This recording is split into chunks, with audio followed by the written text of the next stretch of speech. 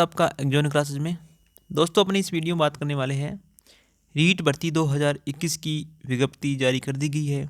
इसके 10 जनवरी से online form हैं जो स्टार्ट हो जाएंगे भरने, जो कि 9 फरवरी तक भरे जाएंगे।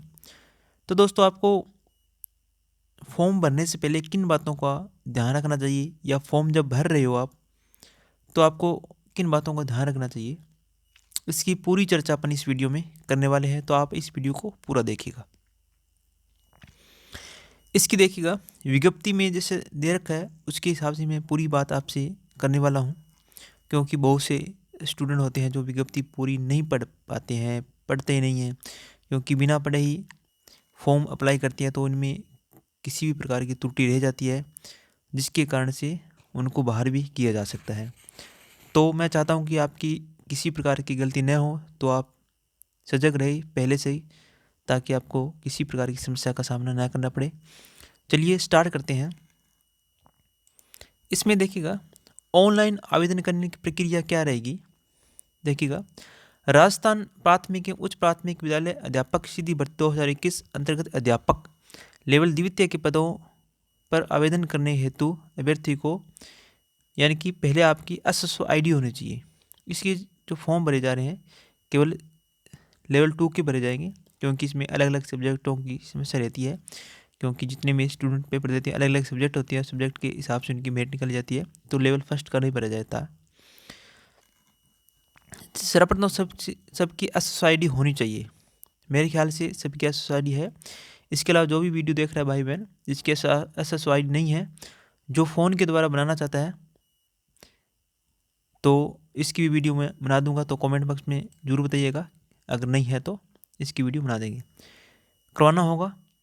यदि अभ्यर्थी को SSO ID पूर्व में बनी हुई है तो उसी ID से आवेदन करना होगा, यानी कि जो पूर्व में पहले से SSO ID बनी हुई है तो नई SSO ID बनाने की कोई ज़रूरत नहीं है, उससे भी फॉर्म भरा जा सकता है। अन्यथा उक्त वेबसाइट पर नोट रजिस्टर्ड यूजर पर क्लिक कर पंजीयन करवाएं, यानी किसी वेबसाइट पर जाकर आप पंजीयन भी करवा सकती हो, स्वयं भी करा सकती हो, या आप अपने नज़दीकी मित्र है जन सेवा केंद्र वगैरह वहाँ पर भी जाकर करवा सकते हो, इसमें कोई समस्या नहीं होगी।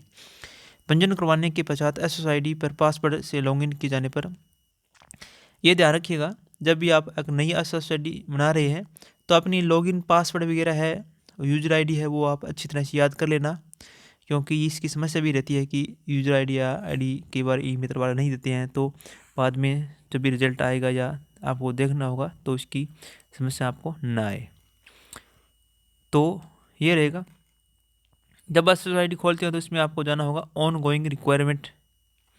जब भी इसकी वैकेंसी ये फॉर्म स्टार्ट होंगे भरने तो हमारे द्वारा एक स्पेशल वीडियो बनाई जाएगी कि फॉर्म कैसे भरें, यानी कि आप खुद ही अपने मोबाइल के ज़रिए ही फॉर्म को अप्लाई कर सकते हो। इसकी वीडियो हम 10 जनवरी से जैसे फॉर्म अप्लाई करने शुरू होंगे तो बनवाकर इसी चैनल पर आपको एग्जॉन क्लासेस के चैनल पर मिल जाएगी। आप स्वयं भी भर सकते हो या अपने नज़दीकी केंद्र पर ई मित्रा पर या जन सेवा केंद्र पर जाकर भर सकते हो। जहाँ तक मेरा है, क्योंकि सभी पढ़े लिखे हो तो आप स्वयं फॉर्म भरें, ताकि जो 40-50 रुपये हैं वो भी बचे थोड़े, और साथ ही फॉर्म भरना भी सीखे, क्योंकि ये आगे तक आपको काम आएगा। या फिर इसमें लिख रखा है कि आवेदन पत्र राज्य के निर्धारित ई मित्र है, क्योंकि जन सेवा केंद्र है, स्वयं के माध्यम से भी भर सकते हैं जो भी है, और स्वयं ऑनलाइन आवेदन करें या मित्र जन सेवा केंद्र पर कर सकते हैं। जो शुल्क लगेगा निर्धारित शुल्क जो दे रखा है, ज़्यादा शुल्क का आपको इस बात का पता ही है। सामान्य के लिए 100 रुपये हैं, क्रिमिनल के लिए फिर 70 रुपये, 60 रुपये, 60 रुपये, अपनी कैटेगरी के हिसाब से ये देख लेना किस कैटेगरी में आते हैं, उसके हिसाब से आपको रुपये अप्लाई करना होगा। सबसे बड़ी इसमें समस्या ये रहेगी कि वार्षिक आय 2.5 लाख से जिन्होंने कम भरी है उसके 60 रुपये ही लगेंगे, ये ध्यान रखना। और जिन 2.5 लाख नहीं भरी है, या जैसे यहाँ पर दे रखा है कि नॉन क्रिमिनल के है, अन्य पिछड़े वर्ग के 70 रुपये है, जो सीधे ही है, यानी कि जिसने 2.5 लाख रुपये से कम आय नहीं भरी है वो 70 रुपये का आएगा। आवेदन फार्म में आप देख लेना 2.5 लाख से अगर कम आपने भरी आए तो 60 रुपये से आप यहाँ से करोगे, फिर नहीं तो ऐसा कोई आपको समस्या भी आ सकती है। जैसे आपने मूल आवेदन में जो किया था रीट में उसमें भरा था, उसके हिसाब से आप यहाँ पर देख लेना। उसके बाद देखिएगा, और ये है मेन। इसके बाद देखिए, ऑनलाइन आवेदन भरने से पूर्व विभाग द्वारा जारी विस्तृत विज्ञप्ति पंचायती राज नियम NCT के अधिसूचना दिनांक 23/8/2010 एवं 29/7/2011 तथा इसके संबंध में समय समय पर किए गए संशोधन और सावधानीपूर्वक अध्ययन कर स्वयं की पात्रता सुनिश्चित करना, यानी कि जो पात्रता आपकी वो भी सुनिश्चित आप कर लेना। इसके अंदर जो भी डिटेल दे रखी है, पात्र तो सभी होंगे क्योंकि जिन्होंने भी पेपर दिया है।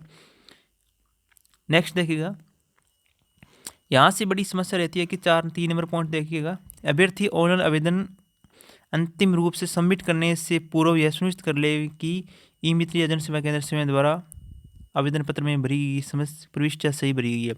यानी कि जो भी आप आवेदन करें हो तो बहुत ही सावधानी तरीके से आपको आवेदन करना होगा। अगर आपकी किसी प्रकार की गलती रह जाती है तो आवेदन निरस्त किया जा सकता है और आपको इस भर्ती से बाहर भी किया जा सकता है, ये ध्यान रखना। फिर आप कोर्ट के चक्कर लगाते रहना, फिर टाइम निकल जाएगा। सही तो हो जाती है समस्या, परंतु एक बार समस्या हो जाती है तो फिर और ज़्यादा समस्या खड़ी हो जाती है, तो कोर्ट के चक्कर लगाने पड़ते हैं। तो यही है कि आप स्वयं फॉर्म भर रहे हो या ई मित्रा केंद्र या अन्य से फॉर्म भरवा रहे हो तो अच्छी तरह से भर लेना, या फिर आप हमारे द्वारा फॉर्म भरवाना चाहते हो, क्योंकि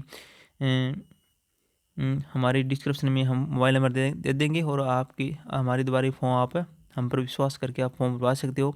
इसकी फ़ीस जो रहेगी आपकी, जो मेन फीस है ही है, जो जितनी भी है, उसके अलावा ऑनलाइन जो चार्ज कटेगा उतना है ही है, उसके अलावा और 50 रुपये आपसे ऊपर लिए जाएंगे। तो हमारे द्वारा फॉर्म आप अप्लाई कर सकते हो, इसमें कोई दिक्कत नहीं है, हम पूरी अच्छी तरह से आपकी फॉर्म अप्लाई कर देंगे। और अभ्यर्थी आवेदन अस्वीकार कर दिया जाएगा, समस्त जिम्मेदारी आवेदक की होगी। देखा, अगर आपकी कोई गलती रह जाती है तो आपकी ही इसमें गलती रहने वाली है, बोर्ड के द्वारा इसमें कोई गलती नहीं होगी। गलत सूचना या पूर्ण आवेदन में सुधार है तो किसी प्रकार का पत्र व्यवहार स्वीकार नहीं किया जाएगा। अगर गलती रह जाती है तो कोई किसी प्रकार का पत्र व्यवहार बोर्ड के द्वारा स्वीकार नहीं किया जाएगा। गलत सूचना अंकित करने एवं कूट रचित दस्तावेजों के अपलोड करने में अभ्यर्थी के विरुद्ध कानूनी कार्रवाई की जाती है। अगर आप कोई किसी प्रकार के गलत दस्तावेज या डॉक्यूमेंट अपलोड कर रहे हो तो आपके कानूनी कार्रवाई यहाँ पर की जा सकती है। आवेदक के द्वारा ऑनलाइन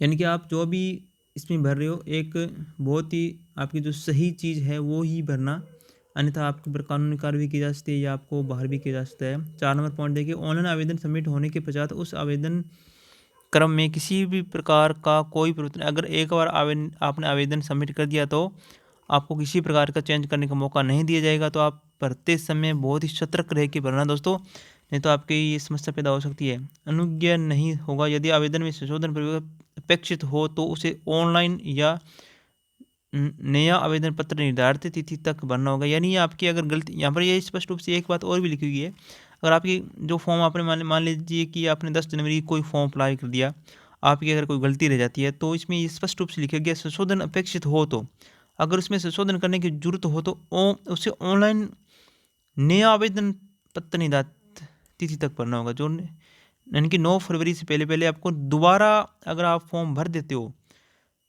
तो आपको वो लास्ट वाला जो फॉर्म है वो आपका मान्य हो जाएगा।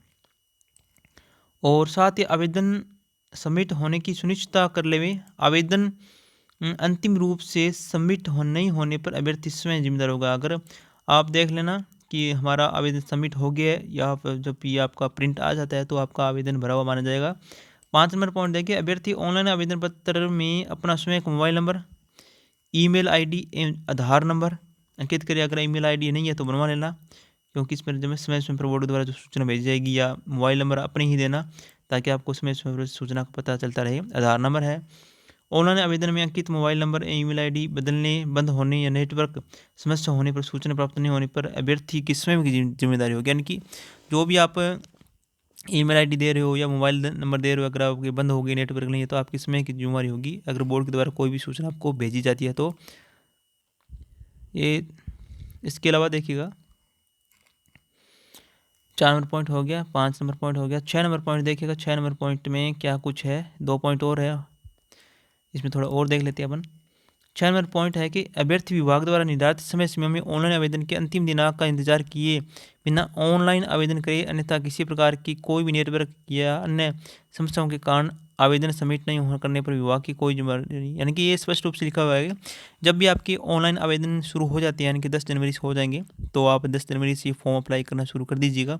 क्योंकि हमारे दिमाग में एक समस्या रहती है कि लास्ट डेट कब है भैया, लास्ट डेट कब है, लास्ट डेट इंतज़ार करते रहते हैं। तो कई बार क्या लास्ट डेट निकल भी जाती है और कई बार क्या नेटवर्क आदि की समस्या हो जाती है, तो हम फॉर्म से वंचित भी रह जाते हैं।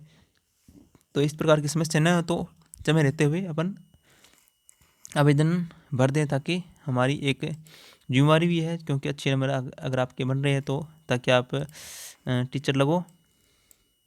आर्थिक रूप से कमजोर वर्ग है, अन्य पिछड़ा वर्ग है, अति पिछड़ा वर्ग है,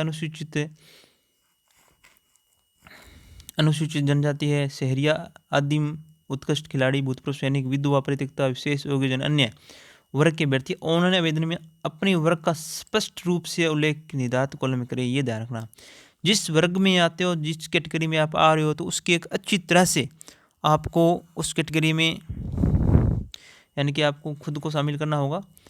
अन्यथा अगर आपने गलत किसी प्रकार का कर दिया तो आपको गलत कैटेगरी चूज हो जाएगी, तो आपको बाहर भी किया जा सकता है। अन्यथा ऑनलाइन आवेदन सबमिट करने को अंतिम निर्धारित दिनांक के पश्चात किसी प्रकार का वर्ग परिवर्तन नहीं किया जाने के, अलग कैटेगरी में आपने चूज कर लिया तो उसमें कोई भी चेंजेबल नहीं किया जा सकता। ऐसे अभ्यर्थी को जो स्वयं के वर्ग का स्पष्ट उल्लेख नहीं करते हैं तो वर्ग विशेष का लाभ विज्ञापित पदों पर तू देने होंगे। यानी कि आपने मान लीजिए आप SC कैटेगरी के हैं या आप OBC कैटेगरी के हैं, आपने गलती से कोई और फॉर्म भर दिया, यानी कि और कैटेगरी भर दी, तो आपको उसी कैटेगरी में नहीं गिनकर जनरल में भी गिना जा सकता है अगर आपने गलत भर दी तो।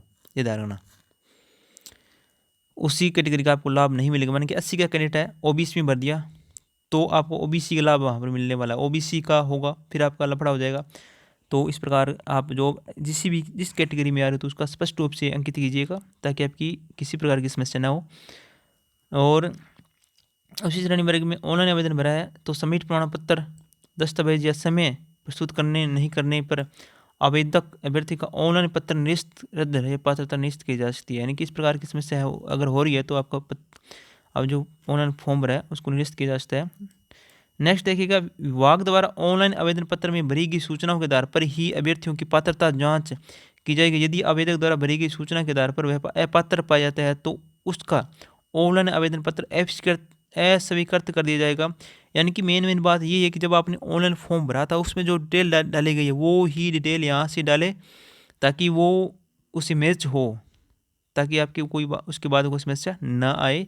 अन्यथा आपको स्पष्ट रूप से लिखा गया कि आपका अस्वीकृत कर दिया जाएगा और इसकी जिम्मेवारी इसमें आवेदक की ही होगी। ये मेन बातें थी ऑनलाइन फॉर्म भरने के लिए। और जब भी ऑनलाइन फॉर्म स्टार्ट हो जाएंगे तो हमारे द्वारा आपको एक वीडियो प्रोवाइड करवा दी जाएगी। आप स्वयं भी अपने मोबाइल के द्वारा फॉर्म अप्लाई कर सकते हो बहुत अच्छी तरह से, या अपने नज़दीकी ई मित्रा केंद्र या सेवा केंद्र है, जन सेवा केंद्र, वहाँ से भी जाकर आप फॉर्म भर सकते हो। इसके अलावा अगर आप स्वयं नहीं भर पा रहे हो या कोई किसी प्रकार की समस्या अगर आपकी आ रही है तो हमारे कमेंट बॉक्स में कमेंट कर दीजिएगा। इसके अलावा डिस्क्रिप्शन में हमारे मोबाइल नंबर उपलब्ध होंगे, वहाँ उसके द्वारा आप हमारे द्वारा ही फॉर्म अप्लाई करवा सकते हो। उसकी फीस मैंने बता दी है, तो मूल फीस है तो उतनी है ही है। इसके अलावा आपके 50 रुपये और फॉर्म भरवाई के लगेंगे और आपका जो आवेदन भरा हुआ है उसकी PDF आपको आपके व्हाट्सएप पर या आपके ईमेल ID पर भेज दी जाएगी दोस्तों। और इसके अलावा कोई किसी प्रकार की समस्या है तो कमेंट बॉक्स में कमेंट जरूर कीजिएगा, हमारी एक्सपर्ट टीम आपकी पूरी सहायता करेगी। धन्यवाद दोस्तों। वीडियो अच्छा लगा तो वीडियो लाइक करना, शेयर करना, चैनल को सब्सक्राइब जरूर करना। धन्यवाद दोस्तों।